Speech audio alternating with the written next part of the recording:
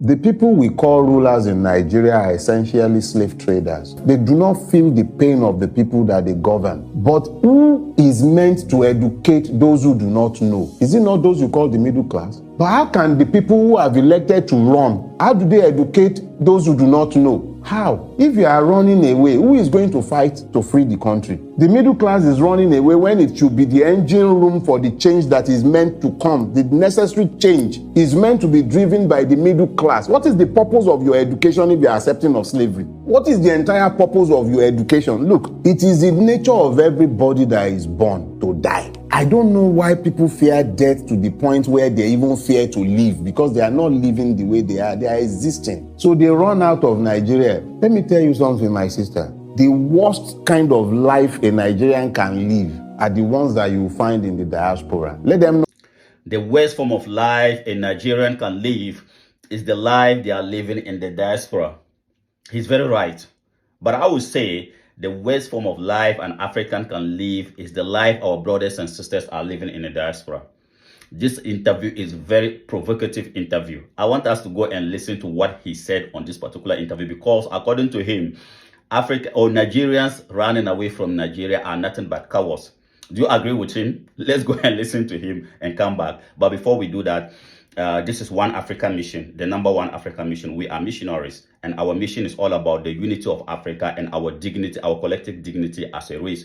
Please, if you want a better, dignified Africa for the next generation of Africans, then let us come together as Africans and fight for a united Africa, because it is only unity that can give us back our dignity as children of Africa. Because if we don't unite the continent of Africa, the brain drain that is happening today will continue, because it didn't start today. During slavery, the best of Africans were taken away.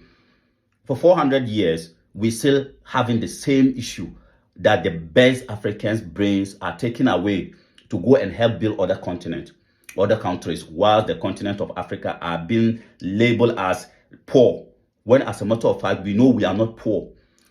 Resources wise, we are not. Human resources, we have it. Natural resources, we have it. So what is it making us poor? Because we are running away from our responsibilities. Let's go and listen to the interview. I don't want to talk much. Come back and analyze it. But before we do that, as I said, please subscribe to our YouTube channel, One African Mission, and also follow us on Facebook, One African Mission, on TikTok, One African Mission. That is the only help or support we are asking you for. If you appreciate what we are doing, let us take our YouTube channel to 10K before the end of this month. I thank you very much for coming around. Please share and subscribe. Let's go and listen to him, come back and talk about it. The people we call rulers in Nigeria are essentially slave traders. They do not feel the pain of the people that they govern. But who is meant to educate those who do not know? Is it not those you call the middle class? But how can the people who have elected to run, how do they educate those who do not know? How? If you are running away, who is going to fight to free the country? The middle class is running away when it should be the engine room for the change that is meant to come. The necessary change is meant to be driven by the middle class. What is the purpose of your education if you are accepting of slavery? What is the entire purpose of your education? Look, it is the nature of everybody that is born to die. I don't know why people fear death to the point where they even fear to live, because they are not living the way they are existing. So they run out of Nigeria. Let me tell you something, my sister. The worst kind of life a Nigerian can live are the ones that you find in the diaspora. Let them not cover it with sugar coating at all. You see them dressed like Alubosa Elewe, complete. They are under about 5, 6, 7 layers of clothing. They have to go out there to earn a living, whether they like it or not. 4 o'clock in the morning, some of them are already out on the streets, hustling, doing menial jobs of all sorts. They work harder than those of us who are here, but they are forced to do that because they fled the battle they should have fought. Why can't we all stand our grounds here? Why can't we all understand that it doesn't matter whether you are Igbo, Yoruba, this or that? Our afflictions are the same. Just like the beneficiaries of our affliction are also the same. Why is it beyond us? And you expect me to call them anything other than cowards? They are cowards. They are dooming their children and themselves, and they think they are where are they getting away from? How many people are going to run? I will just touch on a little bit on what you described, and I'll say to you that they will tell you that that is not the picture anymore. Why? Technology has changed a lot of things. So yeah, people go outside of the country, but they don't do those kind of jobs anymore. Yes. A lot of people have gotten better. Yes. Better at so. You know why you're saying no? Let me help you with this. Let me just help you with this. Technology has What made life you are that- describing the creme de la creme of Nigeria, the people who should be driving the country with innovations, with ideas, the people who should be building wealth, private enterprise and industry, they are the ones running away. That's the lifeblood of the country itself. So it does not, I'm not suggesting, are those the only ones going? You're talking about the creme de la creme, those who can actually afford to sell houses here, buy houses there, move their children, transfer their wealth. Those are the people you are talking to. Your demography is not the same as mine. I know people who are selling their homes to send their children abroad. I just described one. They will send children to Canada without even money. They can't afford to send them money again after sending them to Canada. They're even hoping that that child will be sending money back to Nigeria. Those are the people I'm talking about. Those are the youthful energies, the valves that should be building our country. It's gone. It's draining on a daily basis. Nigeria is bleeding from 1,000 cuts. So those ones, I even hold them more responsible because they know it's their cowardice that is driving them out of Nigeria. And you know the saddest part of the whole thing? I think one of these days I'll compile my epigrams, but there was one I posted some years back. I said, I hope we will not find ourselves in our old age, sat in foreign land and in refugee camps, telling tales of the good old days of the country called Nigeria. I hope so. And we are drawing closer and closer every day. This one that Jaguda is even trying to go into Niger. You find all these things. So we're drawing closer every day, but you can already see it happening. Where are the refugee camps? They are the places they are running to, foreign land. It's Canada, it's England, it's America. And they will sit down there and they will be speaking with nostalgia about the country called Nigeria, because once they've run away from it, I mean, who are they leaving to fight the battle? Eventually, there will be tokenists such as myself and a few others who will be stupid enough to remain behind, and if Nigeria will be lost, it will be lost. But we would have bore witness of their cowardice. So do not ask me to sugarcoat it for them. It is their cowardice above all else that is dooming Nigeria. That existential class is more to blame for the putrefaction of Nigeria than the rather well thinking, if I may say so, because these people, as useless as they are, they have clear plans and they adhere to their plans. They understand their interests. They protect their own interests. They are very, very good at the protection of their interests. And the Nigerian state is excellent at protecting its own existence. But those who should be in the forefront of educating the average man on the street, so that the average man on the street is aware of his state, the true state of his being, so that he might demand an account from the government, they are busy running away. I don't want to die. I don't want quench. Mama day for house, Papa day for house. He hasn't stopped. They're still running away and they're sugarcoating it, calling it they are securing the children, they are securing the children's future. What future are they securing? In foreign lands? The coconut tree was meant to grow in Lagos, not the apple tree. Bring the apple tree, it wouldn't grow. So you are uprooting coconut trees. You are carrying them to Canada, inside cold, to go and grow. It will not grow. It will shrivel. Yes, so as you listen to him, do you agree with what he's saying? Because for me, I think I agree with what he's saying. What is the essence of the middle class, the education, our education, the so-called middle class? What is the essence of your education if you cannot use that education, that knowledge to help bring a change to a country that you belongs to? Why must you go to school? After all that you went through, then you now have to pack your bags and run away to become a slave in another man's country. Recently, there was a video claiming that President Trump said Nigerians should go back, whatever the knowledge they gain from America, they should go back home and help and use that knowledge to help build Nigeria. I know it was AI generated video, audio, but what the content on that particular video was very true. One that aims to encourage Nigerians, especially those in critical professions, to stay, invest, and work in their homeland. As part of this policy, the U.S. will limit certain visa approvals for Nigerian professionals, including doctors, nurses, engineers, and others in essential fields.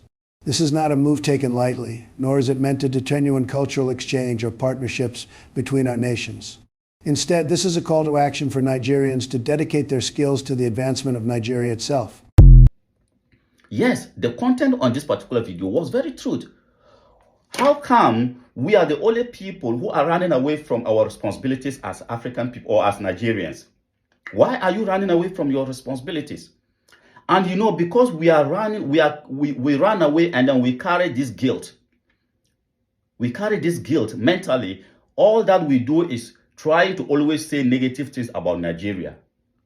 That is all that we always want to do. And then we are doing that because we know deep inside our subconscious there's a guilt. And that guilt is we running away from our responsibilities. Because yes, you are a proud Nigerian. You are born in Nigeria. You are privileged. It is a privilege to be born in Nigeria. And all that you gain, the knowledge that you gain, then after everything, you decide to run away. And then even if you run away to maybe to Europe, to America, to Asia, and then you stay there for some time, you've now gained more knowledge and more experience. Why not return back home and help build the country that you are claiming that is broke? The system is broken. We have more than 5 million Nigerians in America. Yes. If all these 5 million Nigerians, if even half of them decide that they want to return back home and help build Nigeria, no matter how corrupt you claim the system is, you will bring a change. You will. You can. It doesn't have to take one person like Suore to bring that change. It has to be collective. But we are cowards. We are running away from that responsibility. And that is the reason why we always want to project Nigeria as negative. Because it is Nigerians who are projecting Nigeria to be negative for whatever reason, I don't know.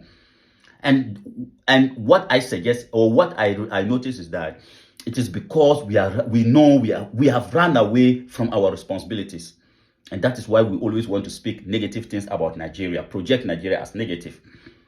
What are you doing? What part are you playing to make sure that Nigeria, the system in Nigeria, become good as you want? Because no system in the world is perfect. The system that you run to in Europe is not perfect.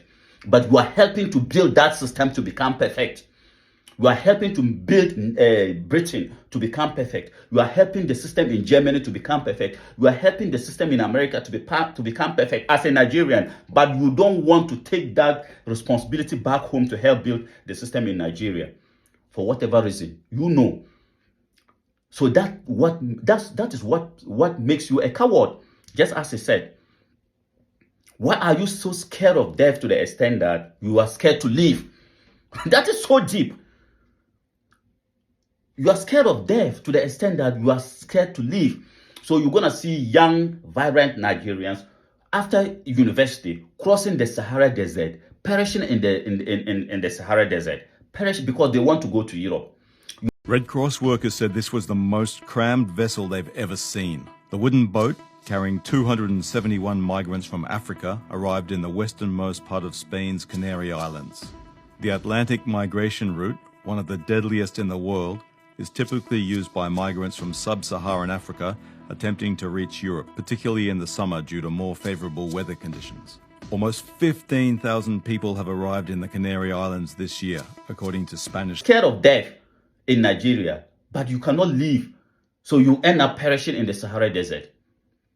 Why about if you had join hands together, whether Yoruba, whether Igbo, whether Hausa, wherever, Benin, whatever, all of us come together and fight the system so that we will bring that change that we all know we deserve.